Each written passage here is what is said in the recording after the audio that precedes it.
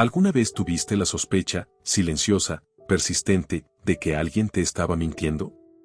Sentiste que sus palabras eran precisas, convincentes, incluso virtuosas, y sin embargo, algo en su mirada, en sus gestos, en su silencio, ¿no coincidía? ¿Qué es lo que se revela cuando alguien miente? ¿Es solo un engaño, o es una forma de existir?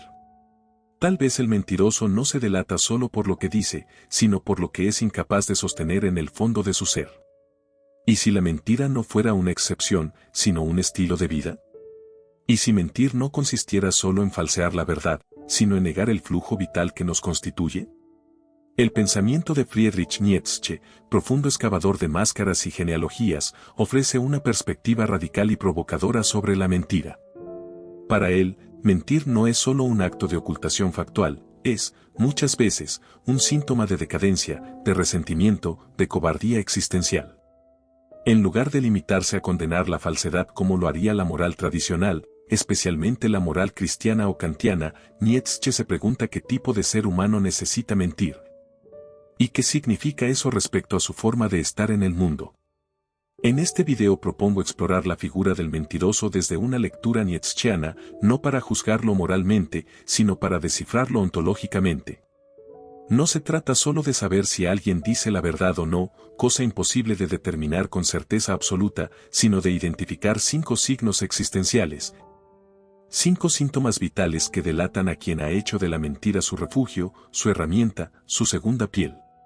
No hablamos aquí del mentiroso común, funcional, táctico, ese que miente por conveniencia, por miedo momentáneo o por estrategia social. Nos referimos a un tipo más profundo, el mentiroso esencial, cuya mentira no es un accidente, sino una expresión continua de su debilidad interior. Nietzsche nos invita a mirar más allá de las palabras, hacia los impulsos, las máscaras, los gestos, los cuerpos, las posturas del alma. Los 5 criterios que desarrollaremos no constituyen un manual de detección rápida, sino una lectura filosófica y crítica del ser mentiroso. Cada uno de estos aspectos nos permitirá desentrañar, desde distintas capas del pensamiento nietzscheano, el fenómeno de la mentira no como excepción, sino como forma de vida decadente. Al final, más que señalar a los mentirosos que nos rodean, este video quizás nos devuelva una pregunta más inquietante: ¿hasta qué punto mentimos también nosotros, cuando renunciamos a ser lo que somos? Número 1. Vive en la moral de los esclavos. El mentiroso no nace como tal. Se convierte en mentiroso cuando interioriza una forma de vida incapaz de afirmarse, cuando su existencia se pliega bajo una moral que no nace de su fuerza, sino de su debilidad. Este es el primer gran signo que Friedrich Nietzsche nos ofrece para identificar al mentiroso: vive en la moral de los esclavos. No miente simplemente para ocultar la verdad, sino porque ha aprendido, inconscientemente o no, que su única forma de poder es tergiversar lo real. Nietzsche, con la precisión quirúrgica de un psicólogo de la cultura, expone en la genealogía de la moral una distinción crucial: la moral de los señores frente a la moral de los esclavos. La primera nace en los espíritus fuertes, en aquellos que afirman la vida desde su propia voluntad, sin necesidad de validación externa. La segunda, en cambio, es hija del resentimiento. Nace en aquellos que no pueden actuar, en los que se sienten oprimidos, desplazados, débiles. Su estrategia es simple pero profunda: invertir los valores. Lo que antes era noble, fuerte, audaz, se convierte ahora en inmoral. Lo que antes era pasivo, débil, obediente, se transforma en virtud. Aquí nace el mentiroso como figura existencial. No se trata del embustero superficial o del manipulador ocasional, sino del que ha erigido una arquitectura interior basada en el autoengaño. Vive en una interpretación del mundo que justifica su impotencia y disfraza su fracaso de moralidad. Para este tipo de mentiroso, la verdad es insoportable no porque sea difícil de conocer, sino porque pone en evidencia su pequeñez. Por eso miente, porque decir la verdad sería confrontar su propia falta de vitalidad. Veamos un ejemplo: el asceta religioso que condena el placer como pecado no lo hace necesariamente por convicción espiritual, sino muchas veces porque teme a la fuerza del deseo. Su moral no afirma, sino que niega el cuerpo, niega la sensualidad, niega la tierra. Su virtud no es afirmación, sino resentimiento. Miente al decir que renuncia al mundo por amor a Dios, la verdad más profunda podría ser que no soporta su propio deseo y necesita inventar un sistema donde ese deseo se vuelva condenable. Lo mismo ocurre en la esfera política. El mentiroso que predica igualdad y justicia mientras alienta la mediocridad y la obediencia no busca empoderar, sino controlar. Su mentira no es ideológica, sino moral, no quiere que todos sean iguales, quiere que nadie lo supere.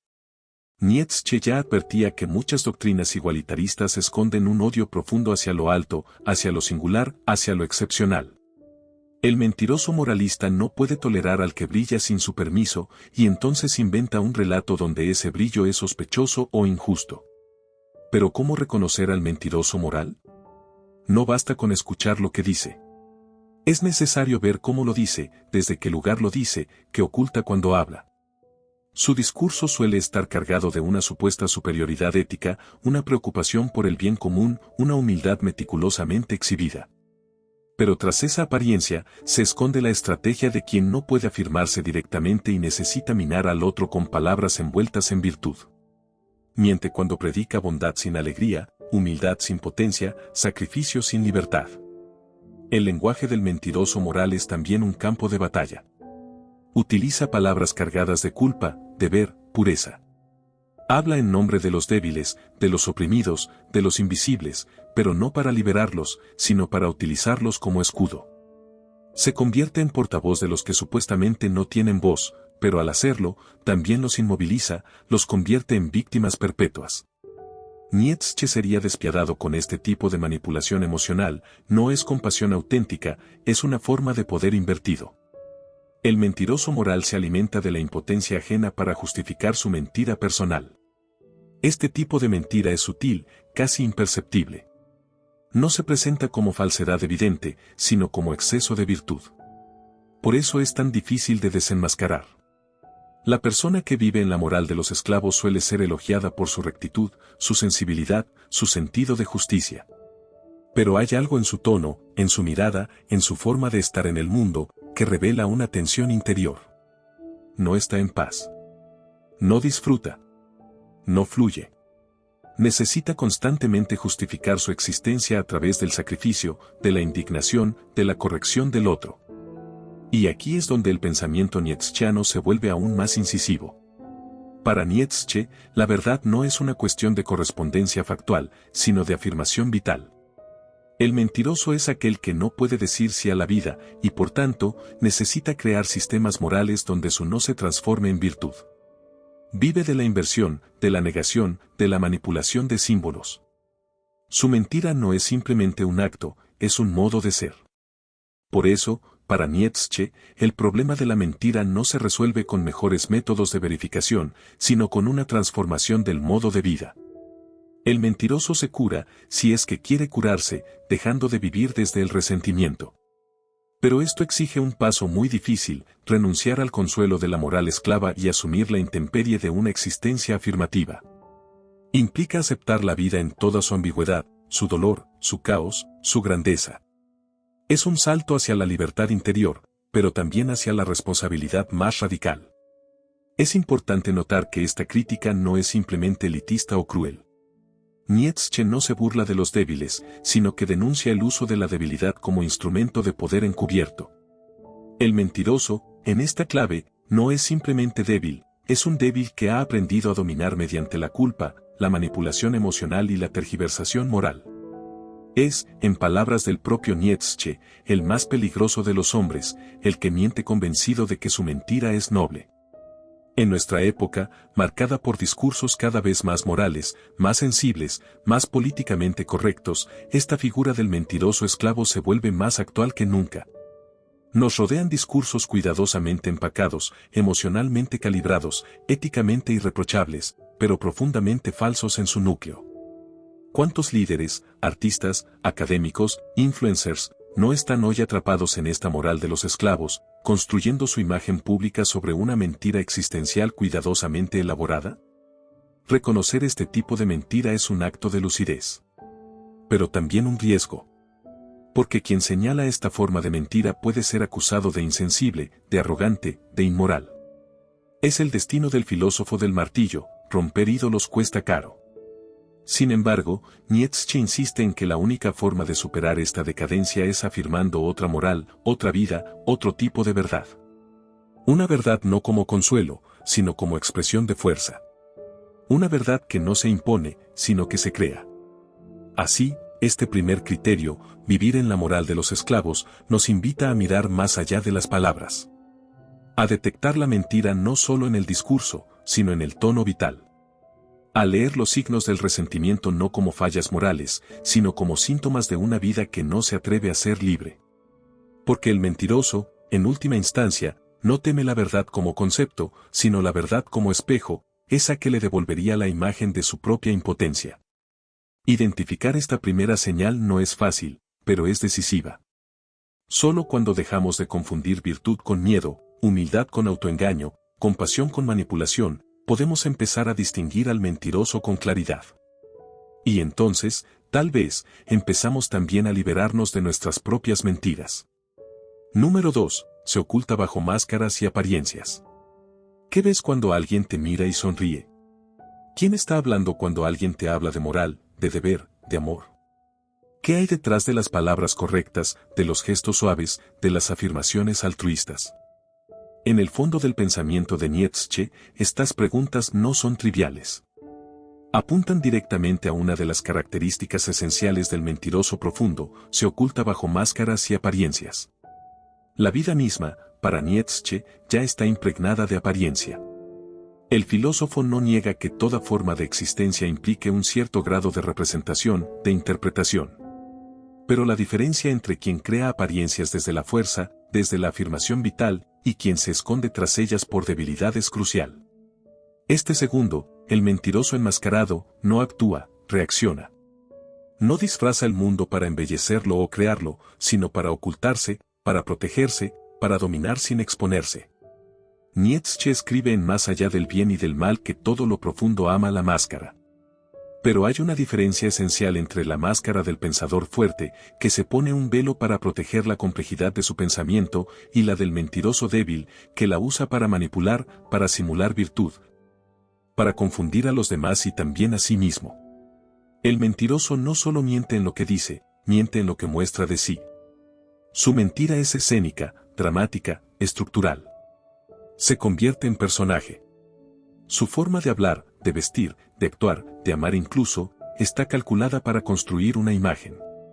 Pero esa imagen no es un proyecto de autenticidad, sino una defensa contra su vacío interior. La máscara que lleva no es la del creador, sino la del temeroso. No protege un fuego interior, sino un hueco que no se atreve a mirar. Pongamos un ejemplo clásico, el sacerdote que predica humildad, pero secretamente desea dominio, el político que se presenta como defensor del pueblo, pero se alimenta de su ignorancia. El moralista que se indigna con la sexualidad ajena mientras reprime la suya. Estos personajes no son simplemente hipócritas en el sentido vulgar. Son figuras arquetípicas del mentiroso nietzscheano, aquellos que construyen toda su identidad como un teatro, y se aferran a sus máscaras como a una salvación. El mentiroso se enmascara porque no puede sostenerse a cara descubierta. Necesita mediaciones, disfraces, escudos. Su relación con el mundo está mediada por la sospecha, teme al juicio, a la diferencia, a la mirada del otro. Por eso adopta un lenguaje seguro, aprobado socialmente. No habla desde la singularidad, sino desde la corrección. Sus palabras no buscan decir, sino proteger. Su rostro no comunica verdad, sino aceptación. Nietzsche veía con claridad este fenómeno en su época. La cultura europea del siglo XIX, según él, estaba enferma de máscaras. Todo era apariencia, todo era como si fuéramos virtuosos, como si creyéramos en Dios, como si respetáramos la moral. Una civilización entera montada sobre un escenario, interpretando papeles sin convicción. El mentiroso en este contexto no era una excepción, sino el tipo dominante. Pero el problema no es solo cultural. Es psicológico. El mentiroso enmascarado teme a su propia verdad. Tal vez intuye que, sin la máscara, lo que aparece es una mezcla de miedo, resentimiento y desesperanza. Por eso construye con tanto esmero su personaje, lo necesita para existir. La mentira ya no es una táctica, es su ontología. Se ha convertido en su manera de ser en el mundo. Lo trágico es que muchas veces este mentiroso no sabe que miente. Ha olvidado lo que hay detrás de su máscara. Como un actor que, después de tantos años en escena, ya no distingue entre su papel y su rostro. Vive convencido de que su representación es auténtica.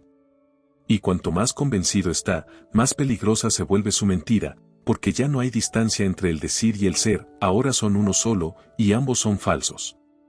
Nietzsche habla del hombre del rebaño como figura que representa este estado, individuos que se esconden tras las costumbres, las normas, las moralidades establecidas, porque no soportan la intemperie de ser singulares. Son grises, repetitivos, previsibles. Se sienten protegidos por la rutina, por el deber, por el todo el mundo lo hace. Su máscara no es espectacular, es banal. Y eso la hace más efectiva, más invisible. El mentiroso enmascarado se alimenta de esta invisibilidad. Mientras más parezca virtuoso, menos sospechoso será. Mientras más correcto sea su discurso, menos posibilidad de que alguien vea el fraude. Su arte es el del camuflaje moral. Y esto lo hace enormemente peligroso, porque no solo se protege a sí mismo, sino que contagia al entorno, enseña a otros a fingir, a no ser, a vivir detrás de apariencias. ¿Cómo detectar a este mentiroso? Nietzsche no da una receta, pero sí pistas. Una de ellas es observar la contradicción entre el discurso y el gesto, entre la palabra y el cuerpo. El mentiroso moralista dice una cosa, pero su energía vibra en otra frecuencia. Hay algo que no cuadra. Un exceso de virtud, una falta de alegría, una rigidez sospechosa. También lo delata su necesidad de aprobación, su miedo a la crítica, su ansiedad por mantener su imagen intacta.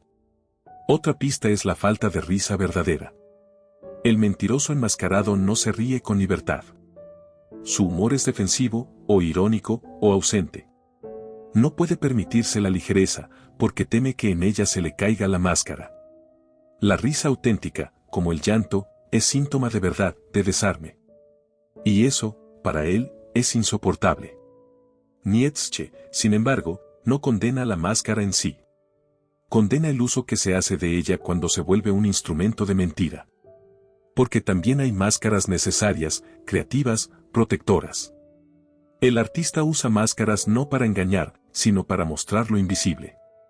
El filósofo puede enmascararse para preservar la profundidad de su pensamiento. El niño juega con máscaras para explorar el mundo. Estas no son máscaras de miedo, sino de creación. La diferencia está en el origen. ¿Se usa la máscara por afirmación o por temor? ¿Para revelar o para ocultar? ¿Para proteger la singularidad o para evitar el juicio? Ahí radica el diagnóstico nietzscheano del mentiroso. El que se enmascara por miedo es prisionero de su ficción. El que lo hace por creación, en cambio, puede quitársela cuando quiera, porque no se ha confundido con ella. La salida que propone Nietzsche no es la destrucción total de las apariencias, sino su transformación. Invita a pasar de la máscara esclava a la máscara creadora. De la mentira por debilidad a la ficción por potencia. Del mentiroso que simula virtud al creador que juega con la forma para expresar su verdad. En otras palabras, pasar de representar lo que no se es, a dar forma a lo que uno es en potencia. El mentiroso, así entendido, es un síntoma de una crisis más profunda, la dificultad contemporánea de ser uno mismo sin escudos. Vivimos en una época donde las apariencias son casi inevitables, desde las redes sociales hasta los protocolos profesionales, y donde la verdad personal se diluye entre máscaras públicas. Por eso, identificar al mentiroso no es solo un acto de crítica externa, sino también de vigilancia interna. ¿Cuáles son nuestras propias máscaras? ¿Desde dónde hablamos? ¿Qué queremos proteger cuando no decimos toda la verdad? Nietzsche, con su habitual dureza, no tiene piedad con el autoengaño. Pero su objetivo no es humillar, sino liberar. Derribar la máscara del mentiroso es, en el fondo, una invitación a la autenticidad, aunque duela. Porque solo quien se atreve a ser sin esconderse, sin fingir, sin calcular, puede comenzar a vivir de verdad. Y vivir, para Nietzsche, es un arte que exige valentía. La valentía de decirse a uno mismo lo que es. La valentía de soportar la mirada del otro sin escudos. La valentía de arriesgarse a ser malinterpretado, rechazado, incomprendido. pero también la valentía de afirmar la propia existencia como una obra de arte, donde cada gesto, cada palabra, cada silencio, expresa algo verdadero. En este segundo criterio, entonces, aprendemos que el mentiroso no solo manipula hechos, manipula apariencias. Y lo hace porque teme al juicio, al fracaso, a su propia verdad. Detectarlo es una tarea filosófica, pero también ética y existencial. Porque desenmascarar al otro, y sobre todo a uno mismo, es el primer paso hacia una vida no solo sincera, sino fuerte, libre, creadora. Número 3. Proyecta su sombra sobre los demás. ¿Te has sentido alguna vez culpable por algo que no hiciste?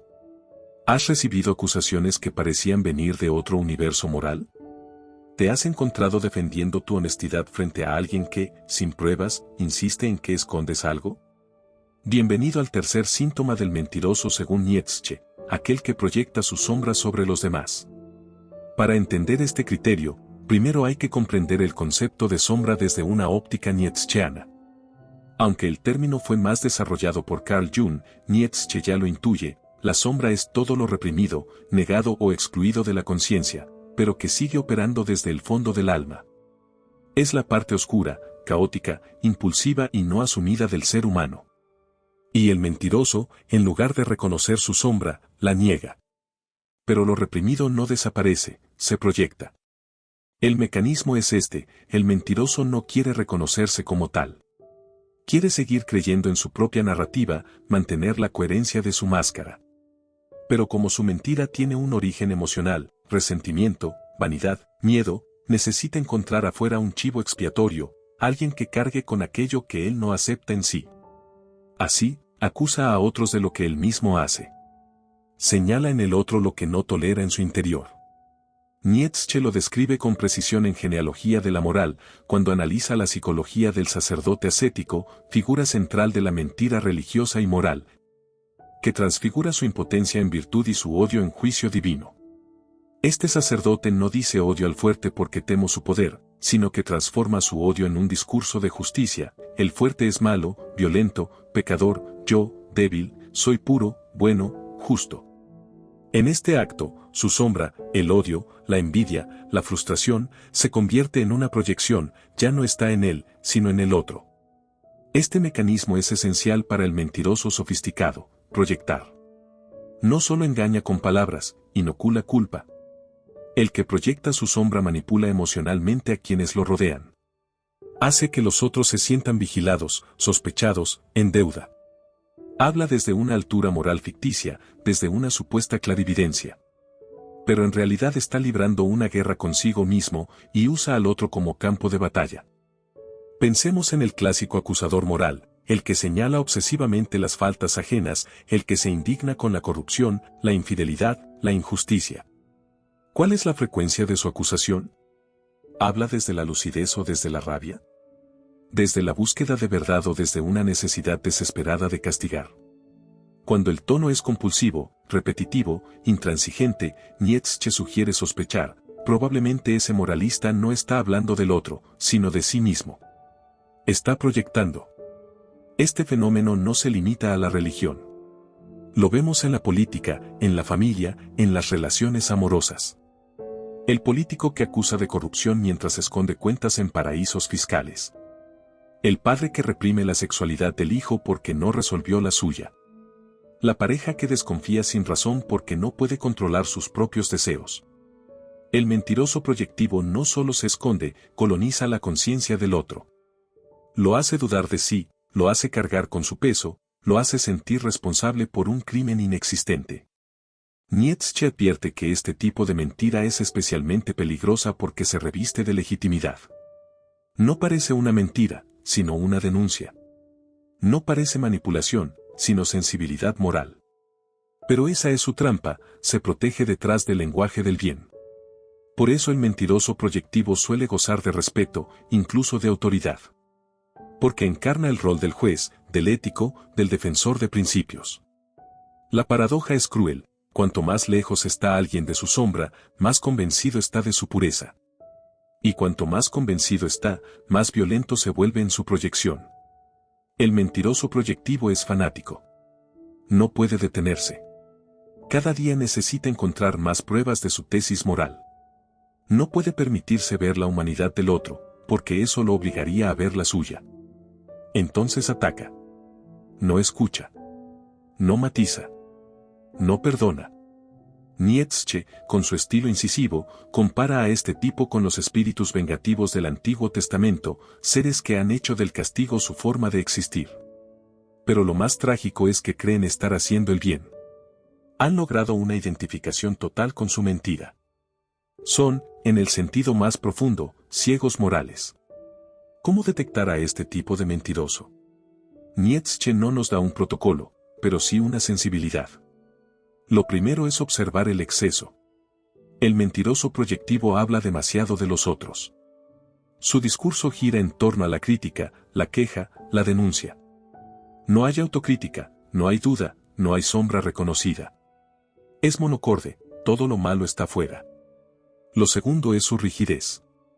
No acepta otras perspectivas. Le cuesta perdonar.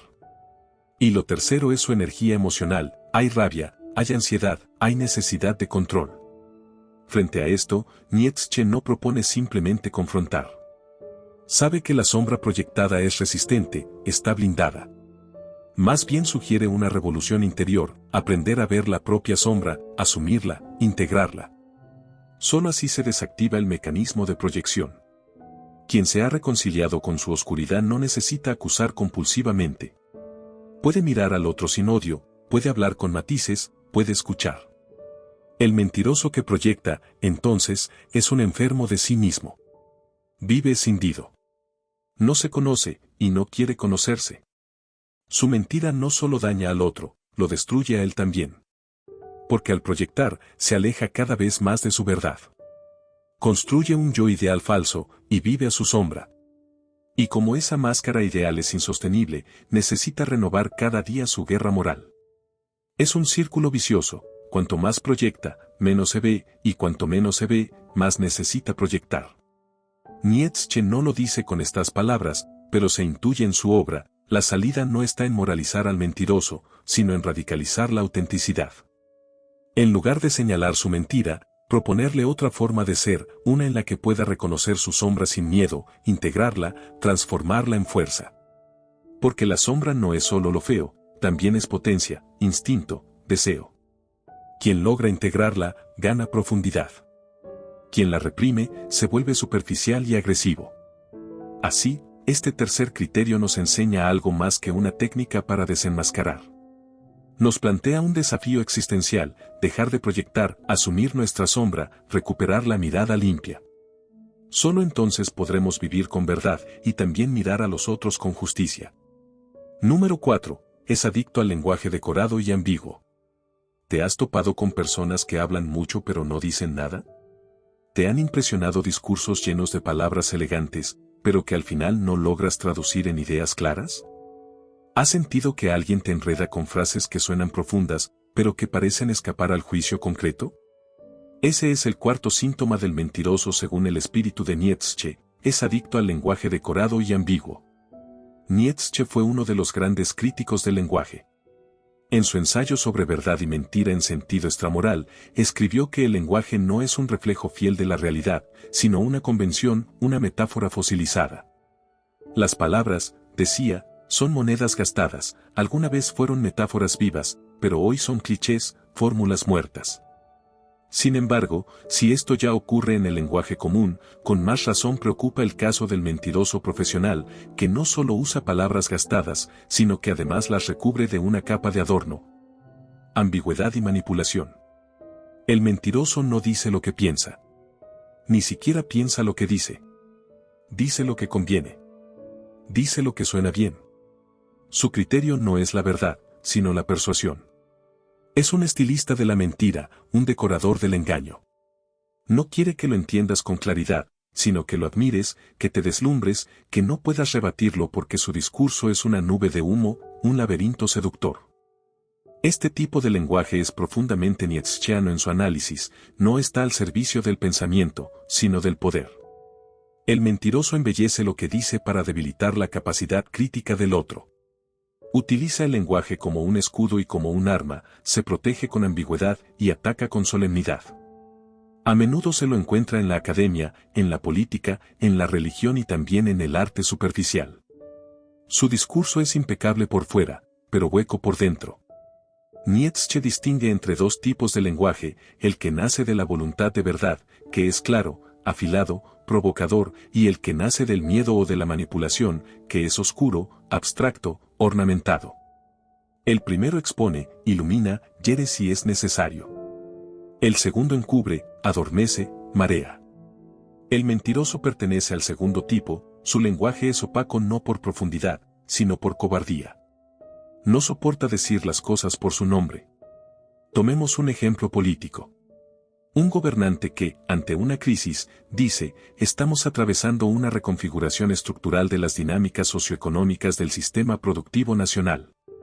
Traducción, hay desempleo, hay inflación, y no sabemos qué hacer. Pero el mentiroso prefiere el eufemismo. Habla de reconfiguración, dinámicas, proceso, como si las palabras pudieran esconder la realidad. Y, muchas veces, lo logran, el ciudadano promedio queda impresionado, confundido, o simplemente cansado de intentar entender. Es una victoria para el mentiroso. Este fenómeno no se limita al poder político. También ocurre en las relaciones humanas cotidianas. El mentiroso sentimental, por ejemplo, nunca te dirá no te amo, sino que hablará de procesos internos, confusión emocional, necesidad de espacio. Es decir, usará palabras que suenen profundas para no enfrentar la crudeza de su decisión. No quiere ser claro, quiere quedar bien. No busca el encuentro, sino la evasión. Nietzsche desprecia este tipo de retórica. La considera síntoma de decadencia, de cobardía. Para él, el lenguaje debe ser un bisturí, no una cortina. El pensador, el artista, el libre espíritu debe aspirar a la precisión, al corte, a la luz. Y eso implica valentía, decir lo que uno piensa, sin adornos innecesarios, sin ambigüedades que escondan la intención. Por eso Nietzsche mismo escribe con violencia, con humor, con metáforas vivas. Sus frases, aunque poéticas, no son evasivas, son dardos. El mentiroso, en cambio, rehúye esa franqueza. Necesita mantener una zona de ambigüedad. En ella se mueve con comodidad, porque le permite negar lo dicho cuando lo confrontan, reinterpretar sus propias palabras, jugar al equívoco. Es un artista de la confusión. Y en tiempos de ruido mediático, redes sociales y saturación de información, este tipo de mentira se vuelve especialmente eficaz. Porque la verdad, para ser comprendida, necesita claridad, pero la mentira solo necesita complejidad aparente. Nietzsche observa que los débiles se refugian en la ambigüedad porque no pueden soportar el juicio de la realidad. En lugar de decir quiero poder, dicen quiero servir al bien común. En lugar de decir no tengo coraje, dicen estoy reflexionando profundamente. Esta ambigüedad no es profundidad, es miedo a la acción, a la decisión, a la afirmación. El mentiroso se esconde en el lenguaje decorado porque no puede sostenerse en la verdad desnuda. Además, el lenguaje ambiguo tiene una función narcótica. Adormece. Relaja. Produce una sensación de seguridad ilusoria. Es el lenguaje de los discursos institucionales, de los comunicados burocráticos, de las declaraciones diplomáticas. Todos ellos comparten una característica, dicen sin decir, hablan sin hablar, responden sin responder.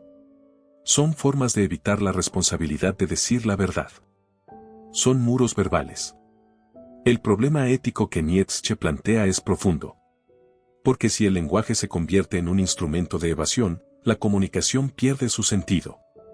Ya no se trata de encontrarnos en la palabra, sino de alejarnos en ella. Ya no hablamos para entendernos, sino para manipularnos.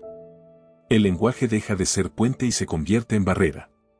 Y cuando eso ocurre, el diálogo se muere.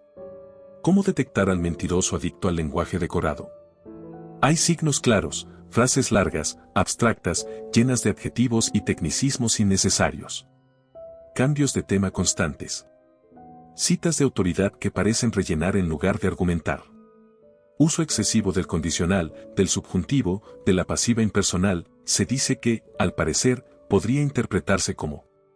Todo eso apunta a una estrategia, no comprometerse con una afirmación concreta. Frente a este fenómeno, Nietzsche propone una revolución del lenguaje, volver a la palabra fuerte, desnuda, vital. No significa hablar de manera vulgar, sino de manera honesta. No es rechazar el estilo, sino ponerlo al servicio de la verdad. El lenguaje, dice, debe ser música de la voluntad, no máscara del miedo. Y eso solo lo puede hacer quien se ha reconciliado con su verdad, quien no necesita ocultarla ni disfrazarla. Este cuarto criterio nos revela algo inquietante: el mentiroso no necesita mentir directamente. Puede mentir por exceso de palabras, por abuso de adornos, por seducción del lenguaje. Puede mentir incluso diciendo cosas ciertas, si lo hace para distraer, para confundir, para no asumir. Es una mentira de segundo orden, no falsifica los hechos, sino el sentido. Y por eso es tan difícil de desenmascarar. Nietzsche nos desafía, entonces, a cultivar una nueva escucha. Una escucha que corte la niebla del lenguaje, que no se deje seducir por el estilo vacío, que pregunte siempre, ¿qué estás diciendo realmente? ¿Qué estás evitando decir? ¿Qué estás queriendo que no se note? Es una actitud crítica, pero también ética. Porque exige que no nos dejemos mentir, pero también que no mintamos.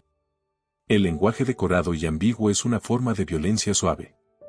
No grita, no golpea, no insulta. Pero desarma la conciencia, confunde la voluntad, diluye la realidad. Por eso Nietzsche lo combate con vehemencia.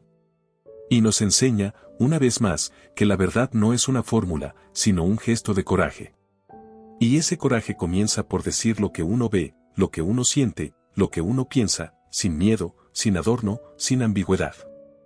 Número 5. No soporta la mirada del niño ni del sabio. ¿Alguna vez has sentido que algo en el aire cambia cuando un niño o un sabio te observa? ¿Te has sentido incómodo, nervioso, como si tu ser fuera penetrado por una mirada inocente o profundamente sabia? ¿Has experimentado esa sensación de que la verdad se te escapa cuando te enfrentas a una pregunta directa y sin adornos? Esta es la quinta característica del mentiroso según Nietzsche: no soporta la mirada del niño ni del sabio. Para entender este principio, primero debemos explorar el concepto de mirada en Nietzsche. La mirada no es solo un acto físico de observación, sino un acto de verdad. Mirar es un acto de revelación, de exposición. En la obra de Nietzsche, aquellos que poseen la capacidad de ver de manera auténtica son, en primer lugar, los niños y los sabios. El niño, por su pureza y su conexión con la vitalidad primitiva, y el sabio, por su capacidad de ver más allá de las convenciones y el teatro social. Ambos poseen una facultad de mirar que despoja al ser humano de sus máscaras y artificios. El mentiroso, como bien podría decir Nietzsche, es aquel que ha vivido una vida de ocultamiento, de distorsión. Su vida es un tapiz de mentiras, justificaciones y evasivas. Y cuando un niño o un sabio lo miran, se encuentra desnudo. Su mentira ya no puede sostenerse ante una mirada tan pura y profunda. Es esta mirada la que desarma al mentiroso, la mirada que no acepta engaños, que no es impresionada por las apariencias, que se enfrenta a la realidad sin miedo ni adornos. La mirada del niño. El niño, para Nietzsche, es el símbolo de la autenticidad y la frescura de la vida. El niño vive en el presente, sin las cargas de la moralidad impuesta, sin las distorsiones de la experiencia acumulada. Su mirada es directa, sin preconceptos, sin la distorsión de los prejuicios que los adultos acumulan a lo largo de los años. Por eso, el niño tiene una capacidad única para ver la verdad de las cosas sin que le importe el contexto social o moral. El niño simplemente observa. Cuando un mentiroso es mirado por un niño, experimenta una incomodidad profunda. El niño no necesita saber todos los detalles para captar la falsedad, no le importa el relato completo. Percibe que algo no encaja en la situación. Es una intuición más que una comprensión lógica. Para el mentiroso, esto es aterrador. La mirada del niño no es maliciosa ni inquisitiva, simplemente ve lo que ve y al hacerlo, revela lo que está oculto. El mentiroso, al ser observado de esta manera, se siente como un actor cuyo disfraz ha sido arrancado. El niño ve, no porque busque, sino porque está completamente despojado de las defensas que los adultos construyen. La pureza de su mirada se convierte en un espejo implacable. Nietzsche ve al niño como el símbolo del nuevo comienzo, de una nueva forma de ser. Es el futuro, libre de la moralidad corrupta que limita la capacidad de la vida. El niño no necesita justificar sus deseos ni sus acciones, actúa porque el impulso lo lleva. Y, en su ser más genuino, la mirada del niño es la antítesis de la mentira, no tiene complejidad ni contradicción. El niño mira sin intentar engañar ni manipular. Y eso hace que cualquier mentiroso se sienta expuesto. Un mentiroso no puede soportar esa mirada porque su mentira depende de la complicidad del otro. El mentiroso necesita que su entorno acepte la narrativa que ha tejido. Y el niño, al ser puro y no condicionado por las convenciones sociales, no puede ser manipulado de la misma manera. Este choque de miradas, la de la mentira contra la inocencia, genera una tensión inconfundible. Es como si el mentiroso se viera despojado de su armadura, y en su lugar quedara una vulnerabilidad profunda. La mirada del sabio. Por otro lado, el sabio, según Nietzsche, no es simplemente una persona erudita o cultivada en conocimiento. El sabio es el que ha trascendido las mentiras de la sociedad y de la moralidad convencional. El sabio no se deja engañar por las apariencias ni se conforma con explicaciones superficiales. La mirada del sabio es penetrante, crítica, libre de dogmas y prejuicios. Él ve más allá de las máscaras sociales. La mirada del sabio desvela lo oculto, revela lo profundo. El mentiroso, frente al sabio, se enfrenta a un desafío mucho mayor que ante el niño. Porque el sabio no solo ve lo que hay en la superficie, sino que, como un hombre de sabiduría y experiencia, desentraña las motivaciones subyacentes, las contradicciones internas. A diferencia del niño, el sabio tiene una comprensión completa de las complejidades humanas y sabe cuando alguien está mintiendo o distorsionando la verdad. Pero, más importante aún, el sabio no necesita que se lo digan todo, su sabiduría le permite leer entre líneas, entre las palabras, entre los gestos. El sabio percibe el vacío en las palabras del mentiroso. Y eso, para el mentiroso, es aún más aterrador que la mirada inocente del niño. En muchos de sus escritos, Nietzsche habla de la figura del espíritu libre, aquel que ha superado las limitaciones sociales, religiosas y culturales impuestas por las normas colectivas. El sabio es ese espíritu libre que, al igual que el niño, se enfrenta al mundo sin miedo, pero con el poder de la reflexión y la experiencia. El sabio, como el niño, no tiene miedo de ver las cosas tal y como son. En sus ojos no hay espacio para las justificaciones, las evasivas, ni las medias verdades. Este tipo de mirada es profundamente liberadora y, a la vez, profundamente aterradora para el mentiroso. El mentiroso y la confrontación con la verdad. Ambas miradas, la del niño y la del sabio, son implacables para el mentiroso porque ambas exigen una verdad absoluta. Frente a la mirada del niño, el mentiroso se siente como un actor sin guión, atrapado en una falsedad que no puede sostener. Frente al sabio, se siente vulnerable no solo en su mentira, sino también en su comprensión superficial de las cosas. El mentiroso teme ser despojado de su falso sentido de seguridad. No puede soportar la mirada que desafía sus construcciones sociales y morales, que lo desnuda, lo desarma. Nietzsche entiende que el ser humano, en su voluntad de poder, tiende a construir máscaras y relatos que le permiten fingir control sobre el mundo. Las mentiras son una forma de afirmar poder en medio de un caos que no puede dominar. Y frente a estos dos observadores, el niño y el sabio, el mentiroso es incapaz de mantener esa ilusión de control. Ambos lo miran sin juicios previos, sin expectativas, pero con una claridad que deshace todas sus construcciones. La impotencia del mentiroso. La razón por la que el mentiroso no soporta estas miradas es que se enfrenta a lo insoportable, la verdad.